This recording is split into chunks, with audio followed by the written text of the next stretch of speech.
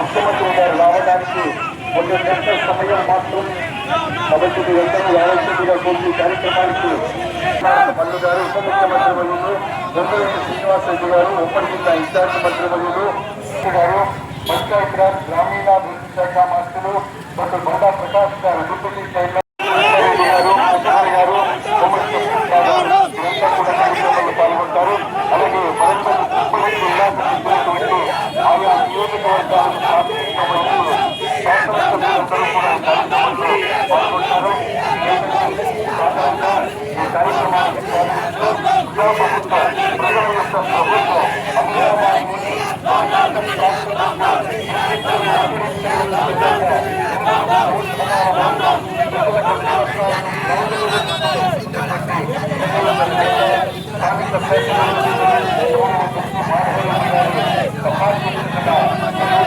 అభివృద్ధి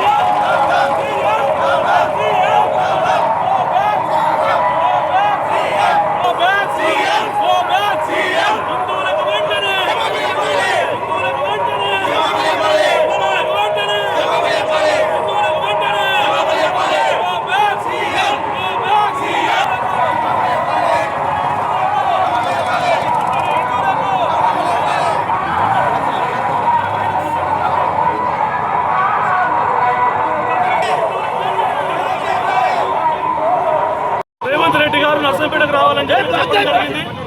ఏదైతే అనుచిత వ్యాఖ్యలు హిందూ దేవుళ్ళ మీద మరి హిందూ సమాజం మీద అనుచిత వ్యాఖ్యలు చేసిన రేవంత్ రెడ్డి గారు నర్సంపేట నియోజకవర్గానికి వచ్చే ముందు హిందూ సమాజానికి క్షమాపణ చెప్పి రావాల్సిందిగా కోరినాము. మరి ఆయనే దాన్ని పట్టించుకోలేదు. అందుకని ఈనాడు ఆయనకు నిరసన కార్యక్రమం తెలియజేస్తున్నాం ఆయన రావద్దని.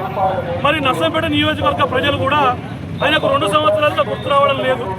మరి ఈ సందర్భంగా ఈ 2 సంవత్సరాల కాలంలో నర్సంపేటలో వరదలు సంభవించినప్పుడు మరి పంటలు నష్టపోయినప్పుడు పంట నష్టం చెల్లించకుండా ఈ రకంగా ఏదైతే రైతులకు ఇబ్బంది కలిగినప్పుడు కూడా రాకుండా ఈనాడు కేవలం గ్రామ పంచాయతీ ఎలక్షన్స్ ఉన్నాయి కాబట్టి మరి ఈనాడు నర్సంపేట నియోజకవర్గం రావడం జరుగుతుంది.